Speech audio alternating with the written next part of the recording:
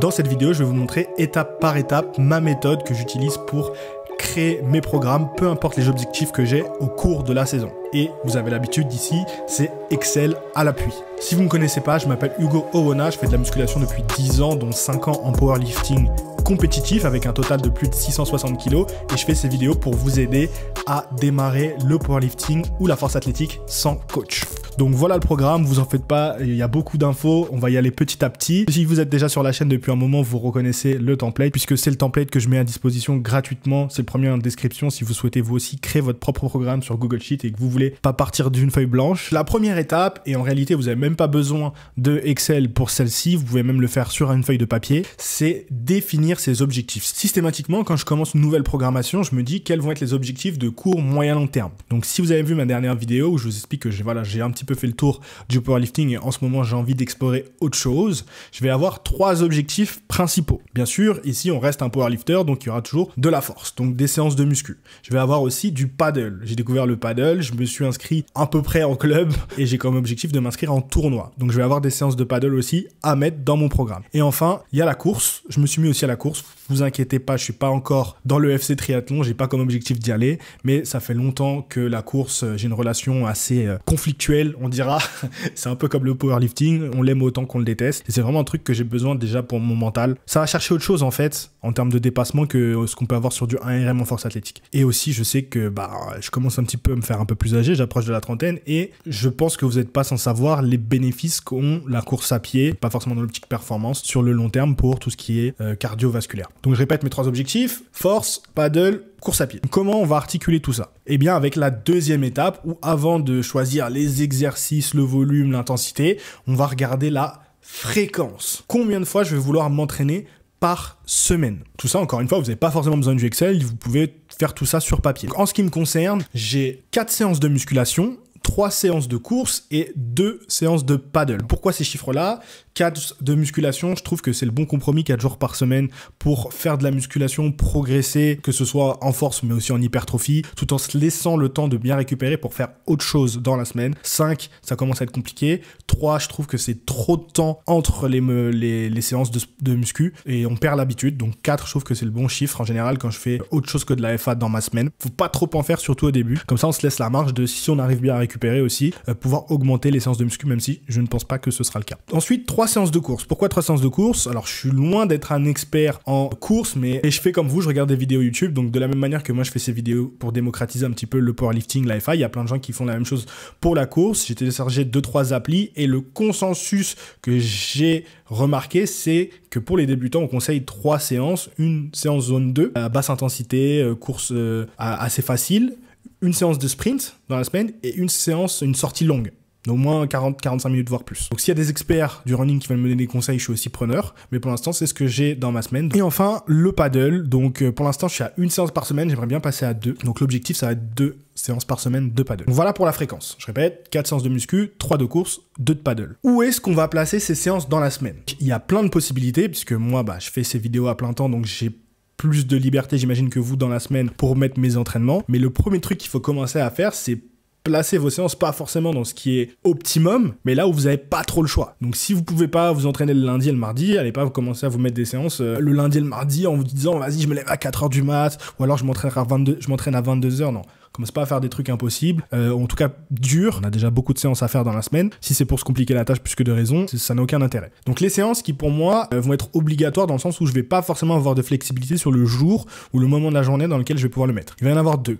Il va y avoir le paddle le dimanche. Le samedi, j'essaye d'aller à l'ACMA, donc la salle de force Maison Alfort, où je m'entraîne avec les copains. Donc ça va être en plus SBD pour maximiser le matériel, puisque la plupart du temps, je m'entraîne à Fitness Park, donc j'ai pas un matériel de compétition. Donc quand je suis à l'ACMA, je me dis autant faire les 3 mouvements, comme ça tu t'entraînes sur les 3 mouvements avec du bon matériel. Donc ça va être les séances qui vont pas être flexibles. Je vous invite à vous poser la question, une fois que vous avez déterminé 1, votre objectif, 2, votre fréquence, 3, c'est quelle séance, en fonction de l'heure à laquelle je peux m'entraîner, les jours auxquels je peux m'entraîner et surtout l'endroit où je peux m'entraîner, je dois placer en priorité. Donc déjà, il nous reste plus que 3 séances de muscu à placer, 3 séances de course et 1 séance de paddle dans la semaine. Comment on va placer ces séances qui nous restent? il n'y a qu'un seul mot que vous devez retenir, c'est le mot chevauchement. Quand on place ces séances dans la semaine, on les place de manière à pouvoir récupérer. Et comment on récupère, surtout quand on s'entraîne, ce qui va être le cas là vu le nombre de séances qu'on a 2 fois dans la journée, c'est en évitant de faire travailler le même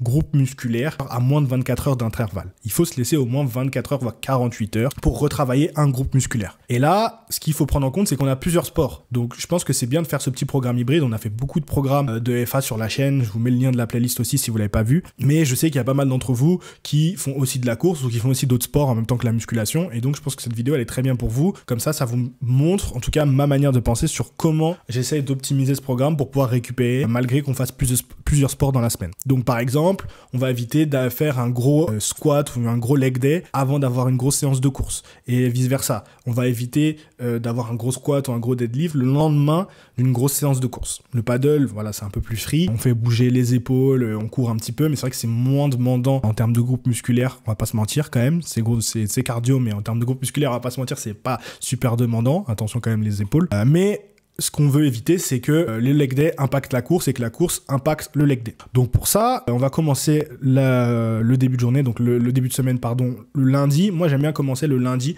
avec des trucs qui me font kiffer, où je prends du plaisir à la salle. Et pour ça, je suis un peu cliché, mais c'est vrai, c'est les pecs. C'est le développé couché, c'est les pecs. Alors bon, le développé couché, j'essaye de me convaincre que je prends du plaisir. Mais quand je fais pec et upper, en général, je passe une bonne journée. Donc ce qu'on va faire le lundi, donc c'est exactement ça. C'est une séance de bench plus un push. Donc c'est là que je vais placer ma première séance de muscu de la semaine. Donc si le lundi, on fait une séance bench haut du corps, le mardi, on va essayer de faire plutôt le squat et le bas du corps. Où est-ce qu'entre ces 2 jours, je peux coupler une séance de course ? Bah plutôt le lundi. Alors oui, la séance de course du lundi va impacter le mardi, mais je pense que c'est encore pire d'aller courir le matin avant son leg day, ou voire même le soir après son leg day, que courir la veille. Encore une fois, je vous ai dit, on essaie de laisser un maximum de temps entre les séances où on va taper le même groupe musculaire. Donc idéalement, le lundi, ce qu'on va faire, c'est que le matin, plutôt tôt, on va aller courir. Comme ça, on a toute la journée pour récupérer. Et si je m'entraîne le mardi soir, on a largement plus de 24 heures. On a peut-être 36 heures pendant lesquelles on va pouvoir bien récupérer et éviter de taper les jambes. Donc, c'est pour ça que ça me paraît pertinent de faire une séance de running le lundi matin et après, en fin d'après-midi, aller faire mon bench plus mon upper. Comme ça, le mardi, je peux faire les legs sans réellement être très impacté de la veille puisqu'on aura fait upper et on aura couru le matin. Mais du coup, on va être smart. On va pas faire une grosse séance de course le matin. Donc, on va éviter de faire la sortie longue qui, je pense, va être la plus taxante. On va plutôt faire le run zone 2. Comme ça, c'est du run basse intensité. Et donc, même si on n'a pas eu 48 heures entre les 2 jours pour récupérer des jambes, on n'a pas fait une séance très demandante qui risque pas d'impacter énormément notre leg day. Donc voilà un petit peu les questions qu'il faut se poser et comment on fait un espèce de ping-pong mental entre si je place ce type de séance-là, comment ça va impacter les séances d'avant, les séances d'après et comment je vais pouvoir récupérer. Là, on a 3 séances en 2 jours, on va commencer à être pas mal atteint. Donc le mercredi, c'est le jour que j'ai choisi pour aller un petit peu plus tranquille. Donc c'est là où je vais essayer de mettre ma deuxième séance de paddle, parce que le paddle, voilà, c'est pur kiff, c'est tranquille. Même si ça reste un sport, c'est quand même le pur kiff et c'est pas très demandant en termes de groupe musculaire, on va dire. Et j'ai choisi de mettre du coup la deuxième séance de running le mercredi. Alors, je vous avoue, j'ai longtemps débattu entre, forcément ça va pas être la séance longue parce que je veux pas faire ma sortie longue juste le lendemain de mon leg day. Donc je me suis dit les sprints, ça reste taxant, ça reste du hit. Mais ça reste court comme séance. C'est une séance qui va me durer entre 15 et 20 minutes grand max. Même en 15 minutes, en vrai, j'ai fait soit mes 8 fois 100 mètres, soit mes 4 fois 200 mètres. Ça va être, entre guillemets, de la récupération active. J'hésite parfois à me dire pourquoi pas faire le run zone 2 et faire les sprints le lundi matin. Pour l'instant, je teste comme ça. S'il y en a qui ont des conseils sur me dire quand placer en fonction de mes jours de muscu et de paddle les séances de running, je suis preneur aussi, mais en tout cas, voilà le raisonnement que j'ai eu, sachant que bon, je pense que honnêtement, le sprint et le zone 2 le matin, c'est interchangeable sur ces 2 jours. En tout cas, pas de muscu, le mercredi, on récupère. Ensuite, on a le jeudi, pas de course, on a quand même bien couru, on a bien fait le leg day, donc on va avoir la séance de deadlift et un pull. Donc je vous dis, on a fait push, on a fait un lower, et maintenant on va avoir un pull. Le jour du pull, c'est là qu'on va mettre le deadlift, parce qu'en général, j'essaye, à part le jour du SBD, d'avoir que un seul mouvement de compétition par jour. Ça écourte les séances, ça fait des séances beaucoup plus fun et aussi où on peut vraiment se concentrer sur un mouvement, mettre toute l'intensité et l'intention qu'on a besoin et après on se dit voilà, le reste de la séance est un peu plus cool, je peux me focus sur mon renfort. Encore une fois, ça c'est ma vision de l'entraînement qui correspond à moi. Si vous aimez bien coupler plusieurs comptes mouvements dans la journée, vous pouvez tout à fait. Donc voilà notre 3e jour de musculation. On a fait un push, on a fait un lower, c'est l'heure du pull. Encore une fois, dans l'optique de maximiser la récupération tout au long de la semaine. Parce que ça, le challenge quand vous entraînez non seulement plusieurs fois par jour, mais aussi plusieurs sports, c'est de bien arriver à récupérer de chaque stress que vous allez impliquer à votre corps, parce que on est tous, entre guillemets, des soldats. Si vous êtes sur cette chaîne, je pense, on peut vous mettre la pire séance, vous allez y aller, vous allez vous dire, moi je suis un soldat, je fais la séance. Super, on vous applaudit à la fin, mais si vous récupérez pas de cette séance, ça sert à rien, il n'y aura pas de progrès. Donc oui, vous aurez la satisfaction d'avoir fait une séance de cow-boy, mais si vous récupérez pas à la fin et qu'il n'y a pas de progrès, ça sert à rien. Donc toujours aborder ce programme en termes de récupération et de chevauchement, très important, surtout, encore une fois, quand on fait un programme hybride, plusieurs sports de ce type-là. Et ensuite, vendredi, le jour 5, c'est le 3e jour de course, le run long, je pense que c'est le meilleur moment pour le placer. Voilà, on n'a pas fait de running la veille, on n'a pas fait de lower potentiellement la veille non plus, même si on a fait du deadlift, le reste ça reste quand même du hopper parce que c'était un pull. Donc en fonction de tous les jours de la semaine, c'est le jour le plus où je vais arriver relativement le plus frais en considérant tout ce qui s'est passé avant pour faire mon run le plus long. Je vais pas courir 20 km non plus.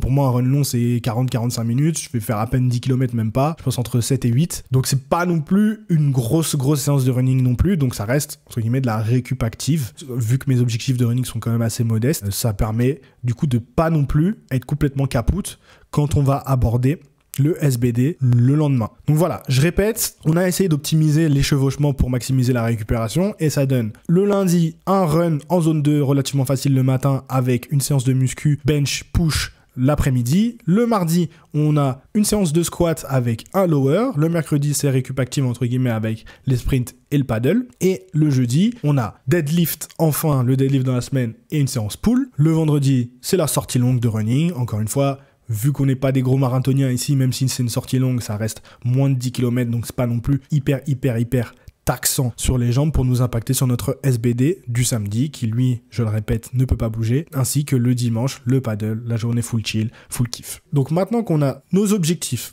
notre fréquence et la répartition des jours dans la semaine optimisée pour la récupération, on a fait entre guillemets la moitié du chemin, puisque maintenant, même si en termes de fréquence on est optimisé pour la récupération, il va falloir quand même mettre le volume et l'intensité de manière assez cohérente, parce que même si sur le papier on matraque pas les mêmes groupes musculaires avec moins de 24 heures d'écart entre chaque séance, si on s'envoie les fameuses séances de cow-boy dont je vous parlais, avec du volume à n'en plus voir le bout et de l'intensité à donf, et ben on aura beau essayer d'optimiser la fréquence et la répartition dans la semaine, une séance de cow-boy ça reste une séance de cow-boy et vous n'allez pas vous en remettre aussi facilement que ça. Regardons jour par jour ce qui se passe. Le lundi, on est relativement frais, du coup ça va être mon bench lourd de la semaine. Ensuite, comment j'ai décidé de répartir l'intensité et le volume. Moi, un conseil que j'ai, que je vous donne et que je trouve qui est très pratique quand on programme, c'est partez pas du début, partez de la fin. Alors qu'est-ce que ça veut dire? C'est au lieu de commencer semaine 1, donc là tout est déjà rempli, mais quand j'ai commencé à remplir, je suis parti de la semaine 4. Et je me suis posé la question, qu'est-ce que tu vises en fin de bloc? Est-ce que tu vises un gros single? Est-ce que tu vises une certaine capacité de travail? Et moi, je me suis dit que là, sur 4 semaines, j'ai envie de me tester. Ça fait longtemps que j'ai pas fait des max, ou en tout cas travailler sur du lourd. Donc, j'ai envie d'aller me tester sur du lourd en fin de bloc, sans avoir forcément besoin de faire un picking. Ça me permet, moi, déjà de me faire kiffer, de me challenger. Et ça me permet aussi de... Ça, c'est marrant. Je sais pas si vous l'avez vu, j'ai mis un pouce sur la caméra. Ça fait un pouce...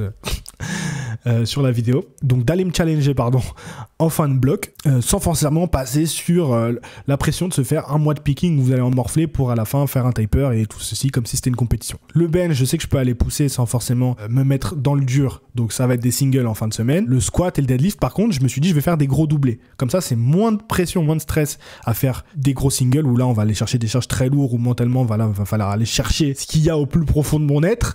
Donc un doublé c'est quand même moins de pression et ça nécessite aussi moins de préparation au single. Moi, quand je vais chercher un single lourd sur du squat ou sur du deadlift, j'aime bien pratiquer souvent le single. Donc, c'est-à-dire, sur tout mon bloc, avoir des singles et monter progressivement en intensité. Donc, par exemple, semaine 1, single RPE 6, semaine 2, single RPE 7, RPE 8, semaine 3, ainsi de suite. Là, vu qu'on va pas faire ça parce que je veux pas manger du single tous les jours, je me suis dit, en fin de bloc, on va faire des doublés sur le squat et le bench, c'est un peu plus facile de récupérer. Et puis, c'est l'objectif, hein, les 150, ils vont pas tomber tout seuls. Donc, du coup, j'ai placé mon single RPE 9 en fin de semaine 4, mes back-off, et je remonte petit à petit. Moi, mes back-off, si vous avez remarqué, j'aime toujours qu'ils fassent une répétition de moins que mes top 7 parce que j'aime bien bénéficier de l'effet de potentiation. Je vais pas répéter à chaque fois ce que c'est l'effet de potentiation parce qu'on en parle à chaque fois dans toutes les vidéos programmation. Donc, je simplifie, mais grâce à l'effet de potentiation, vous allez bénéficier d'être allé chercher des hautes intensités au début sur votre top 7 et quand vous allez redescendre en charge, le reste va vous sembler beaucoup plus facile facile. Et moi, j'ai remarqué, en tout cas pour moi, le fait d'augmenter ma fourchette de répétition, ça fait que du coup, je baisse encore plus la charge que si j'avais juste fait un drop load avec la même fourchette de répétition que le top set. Donc ça me paraît encore plus facile. Je sais pas vous, mais moi, quand je me suis vraiment focus sur un gros top set, surtout quand on est sur des charges à intensité élevée, ça demande un gros effort de concentration, je trouve. Et ce focus, moi, a tendance à disparaître une fois que le top set est passé. Donc ça me permet aussi de me faire un petit reset mental en me disant, ok, là, tu passes à une autre partie de ton training. C'est pas la même chose avec une charge un peu plus basse. C'est vraiment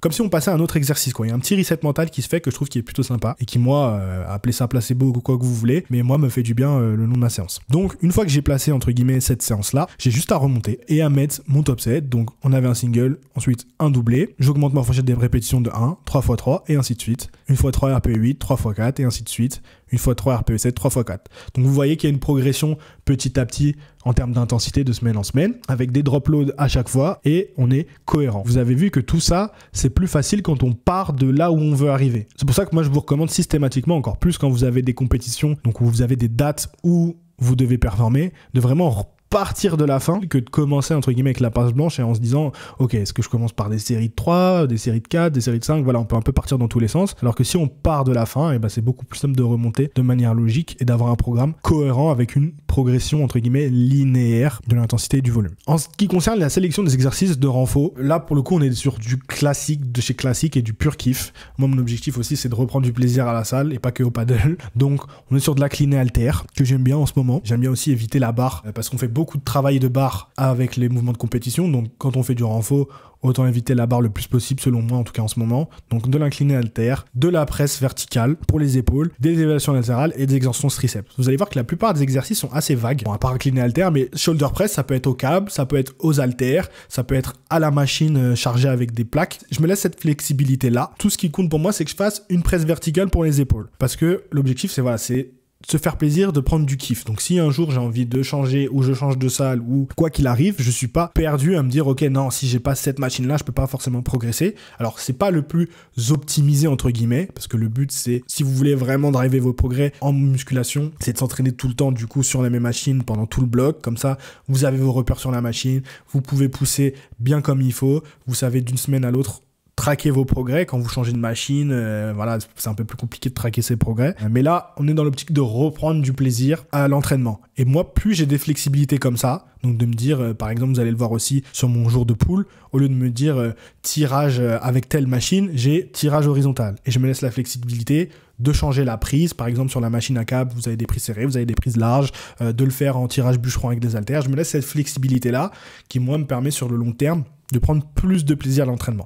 Donc encore une fois, c'est pas forcément le plus optimisé. Si vous voulez faire l'optimiser, vous vous entraînez tout le temps sur la même machine pendant 4 à 6 semaines et vous regardez votre progression de semaine en semaine, vous grattez des reps, vous grattez du poids.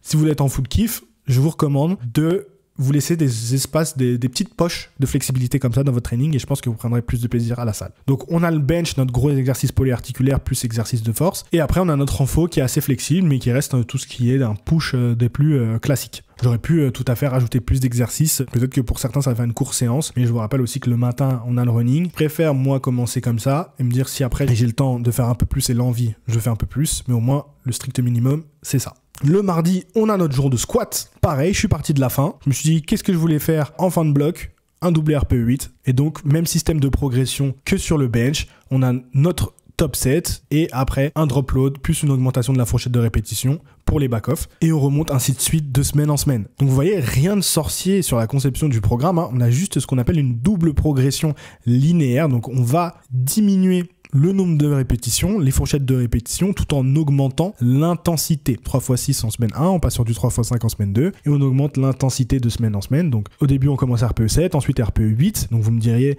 non mais Hugo tu restes au RPE 8 chaque semaine, tu passes pas au RPE 9. Oui, donc théoriquement le RPE n'augmente pas, mais l'intensité c'est pas que le RPE ou le pourcentage, d'ailleurs on n'a pas quasiment pas de pourcentage à part les drop loads ici, mais c'est aussi la charge que vous allez soulever. Donc vu qu'on diminue le nombre de répétitions, très probablement que je vais soulever plus lourd en semaine 3 qu'en semaine 2. Donc on aura augmenté l'intensité. Ensuite, en fonction des choix des exercices, un lower, tout ce qui est de plus classique, du RDL aux haltères, je vous ai dit, la barre, moi j'en ai marre, du leg extension, du leg curl et les adducteurs. Adducteurs, j'en ai mis, j'en avais pas du tout l'habitude, d'ailleurs je crois qu'il y a 2 D à adducteurs. Et oui, il y a bien 2 D à adducteurs. Donc, hop, c'est corrigé. Et au cas où, hein, si vous ne l'avez pas vu, sur le template, j'ai des petites automatisations, donc vous n'avez pas besoin de recopier tous vos exercices. Vous avez vu, je l'ai juste changé dans cette cellule-là. Il a été changé partout. Encore un petit bénéfice du template. Pourquoi j'ai mis le travail d'un adducteur alors que j'en avais pas avant? Parce que j'ai remarqué que dans le bas du squat, si j'encaisse le volume au squat, je commence à avoir un petit peu mal au niveau des adducteurs. Et je pense que c'est que mes adducteurs ne suivent pas les charges que j'arrive à soulever au squat. Ils ont dû prendre un petit peu de retard. Mais bon, rien de grave. Donc du coup, je me rajoute des adducteurs en fin de séance. Et je vois qu'il y a du boulot à faire parce que vu ce que je soulève au squat et vu ce que le poids que je mets sur mon renfort adducteur, je peux vous dire que vous m'auriez pris pour une petite fit girl vu si vous m'avez vu faire à la machine adducteur. Donc il y a du boulot pour rattraper le renfort sur les adducteurs. Juste le RDL en haltère, j'hésite parce que vous allez voir que j'ai du RDL aussi lors de mon SBD. Et j'ai remarqué que ça fait peut-être un peu trop parce que du coup, j'ai déjà fait la première semaine de ce programme. Donc j'hésite à peut-être supprimer le RDL haltère parce que je suis quand même sous grosse courbature. Faut savoir que je suis quelqu'un qui faisait jamais de leg day à proprement parler. J'étais partie des gens qui voulaient pas changer de jean et de taille de pantalon tous les 6 mois, tous les 3-4 blocs quoi. Alors maintenant je me rends compte que ça a quand même des limites au bout d'un moment et un petit leg day par semaine, c'est pas ça qui va me tuer. Et je reprends beaucoup de plaisir. J'ai quand même des machines assez intéressantes dans mon fitness pack, dont un bell squat et une machine hip thrust que j'ai envie d'essayer. Donc pourquoi pas au bout d'un moment les incorporer dans le programme. Ce sera sur ce jour du mardi, je pense. Au niveau de l'intensité, vous remarquez que plus d'intensité sur le upper que le lower. D'ailleurs, là, j'ai mis 8, mais c'est 9. Tout simplement parce que le leg day, comme on a de la course avant et après, et du paddle en plus, j'évite l'échec sur les exercices de lower. Check parce que là pour le coup je pense que ça peut impacter vraiment ma récupération plus que nécessaire pour tout ce qui est course et paddle. Ensuite le mercredi on a sprint et paddle, donc forcément on n'a rien dans les cases muscu. Le jeudi, jour du deadlift, un peu différent. Oui, au début des vidéos j'avais dit que je voulais faire effectivement des doublés, mais en fait c'est pas ça que j'avais en tête. Effectivement parce que moi j'aime bien travailler le single en deadlift, mais je trouve que le deadlift c'est un exercice qui quand même devient très très vite très taxant. Donc si vous avez beaucoup de top sets avec du 4 reps, du 3 reps, du doublé en lourd, comme je vous ai dit, mon attention, mon focus se dissipe très vite après le top set et c'est encore plus le cas au deadlift. Ce que j'ai trouvé comme parade, c'est faire des singles et comme ça le single RPE6, RPE16 ça impacte moins, je trouve, qu'un doublé RPE8 ou un triplé RPE8. Ça reste de la potentiation et ça nous permet de rester aussi relativement frais et focus pour le reste des back-off. Donc ça ressemble du coup pour le coup à ce qu'on a fait au niveau du bench, sauf qu'on a un single RPE8, mais après du coup j'ai limité mon x2 et pas faire du 4x2 RPE8 parce que, encore une fois je vous ai dit, le deadlift ça peut aller très vite entre un RPE par rapport au bench, passer d'un RPE7 au RPE8, la charge absolue a pas changé énormément, en tout cas pour moi qui bench pas 180. Par contre pour un deadlift, mon max c'est 280, entre un RPE8 et un RPE7, il y a quand même beaucoup d'écart. 4 séries, ça reste quand même long. Donc le but là, c'est juste d'accumuler de la rep de qualité et de pas forcément pousser l'intensité très très lourd, surtout après le single RPE8. La raison aussi pour laquelle j'ai pas mis un drop load, c'est comme on a des charges de back-off qui sont beaucoup plus éloignées du top set, ça a beaucoup moins de sens de mettre un drop load parce que mettre un drop load quand vous allez garder la même fourchette de répétition ou que vous l'augmentez de 1, ça reste cohérent de se baser sur ce que vous avez fait sur votre top set. Mais quand on a d'aussi gros écarts, par exemple au début de semaine, ma semaine d'introduction, je vais faire un single RPE6 et après un 3x5, l'intensité de mon single par rapport à mes back-off en fourchette de répétition de 5, un drop load, je trouve, c'est beaucoup moins cohérent. Le but, c'est de rester à une intensité relativement proche de l'échec sur les back-off. RPE8 et n'hésitez pas, je le dis jamais assez, c'est pas parce que vous avez choisi une charge sur la première série que vous ne bougez plus de cette charge. Si vous n'arrivez pas à maintenir l'intensité sur les back-off, il n'y a pas de honte à diminuer la charge. Le but, si vous l'avez écrit, un 3x5 RPE8, c'est de faire 5 séries RPE8 et pas une première série RPE8, une deuxième série RPE9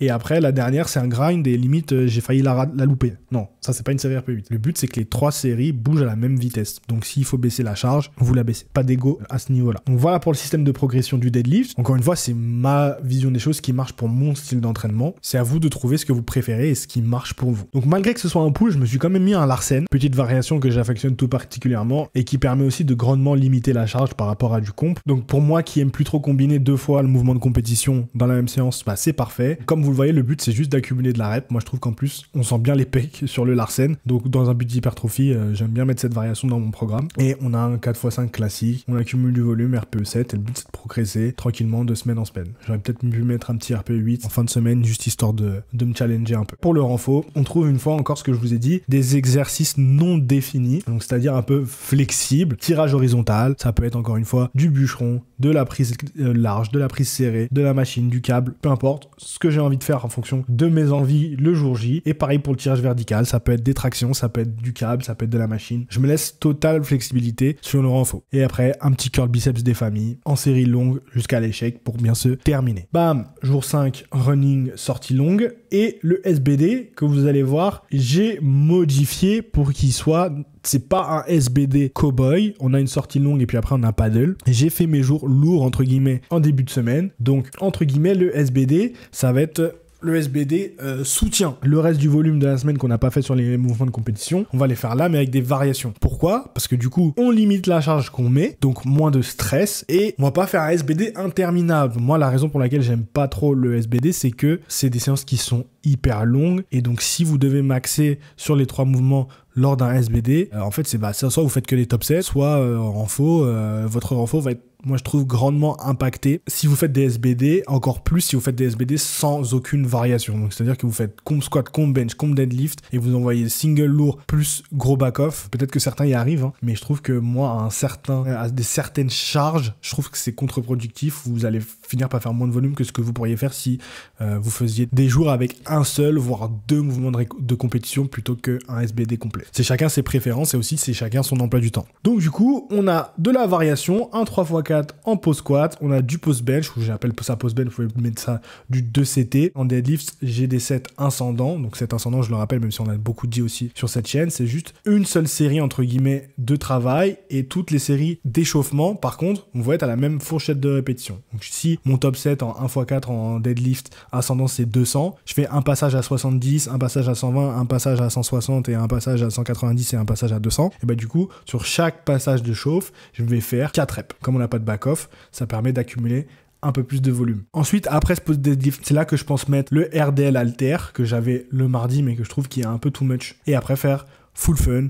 Le samedi, on est plusieurs à l'ACMA. En général, on fait quand même des séances longues où on discute, on papote, on est avec les potes, quoi. Donc du coup, faire le reste de ma séance full fun, juste ce que j'ai envie de faire. Si j'ai envie de faire les biceps, je fais les biceps. Si j'ai envie de faire des triceps, je fais les triceps. Vous voyez que du coup, j'ai fait exprès la veille et le lendemain de pas avoir de séance de muscu. Comme ça, même si je fais un groupe musculaire que j'ai déjà fait avant, j'ai quand même assez de temps pour me laisser de récupérer. Donc vous voyez que ce SBD est quand même plutôt chill, il n'y a pas grand chose, hein. On n'a pas de top set, on n'a que des fourchettes de répétition assez courtes, on a quand même des hautes intensités, mais ça reste de la variation, donc bon, c'est des charges qui sont relativement pas super lourdes par rapport à ce que je peux porter. La progression, mais le plaisir. C'est l'ordre du jour sur cette programmation, en tout cas sur ce premier bloc. Voilà en ce qui concerne le programme. Donc si je récapitule les étapes, la première c'est définir vos objectifs de court, moyen, long terme. Ensuite, définir votre fréquence, combien de fois vous souhaitez vous entraîner. Et ça, tous les sports que vous faites. Donc si vous faites que de la FA, combien de fois par semaine vous voulez vous entraîner, / pouvez vous entraîner. Combien de fois vous souhaitez faire vos autres sports, que ce soit de la course, du paddle, du basket, du foot. Tout ça, ça doit être pris en compte quand vous designez votre programme de musculation pour éviter ce que je vous ai dit, le maître mot. J'attends que vous le dites. Chevauchement, voilà, très bien pour optimiser sa récupération, faire attention au chevauchement, donc c'est la 3e étape, et ensuite, choix des exercices et volume et intensité, partez de la fin. Regardez ce que vous voulez faire en fin de bloc et remontez en suivant un schéma de progression, peu importe celui que vous voulez, et si vous suivez toutes ces guidelines, vous devriez avoir un programme relativement cohérent. Il y a beaucoup quand même de concepts de programmation qui sont assez avancés. Si vous souhaitez aller encore plus dans le détail de tout ça, comment choisir telle variation en fonction de vos problématiques personnelles, comment choisir tel exercice, développer plusieurs systèmes de progression, pas voir que du linéaire et voir aussi un petit peu comment on peut complexifier tout ça. J'ai une formation complète de plus de 3 heures sur Force Academy, je vous invite à la prendre. C'est tout mon savoir sur la programmation, tout ce que je sais faire et qui m'a permis d'atteindre le niveau que j'ai aujourd'hui par moi-même sans coach, je vous le livre. Donc si vous aimez ce genre de vidéo, vous avez 3 heures de ça et à la fin de ces 3 heures, je vous garantis que vous serez capable, peu importe votre objectif de force, de refaire exactement la même chose et de progresser. Lâchez un petit like et abonnez-vous si ce n'est pas déjà fait. Et moi, je vous dis à bientôt pour un prochain podcast ou une prochaine vidéo. Ciao.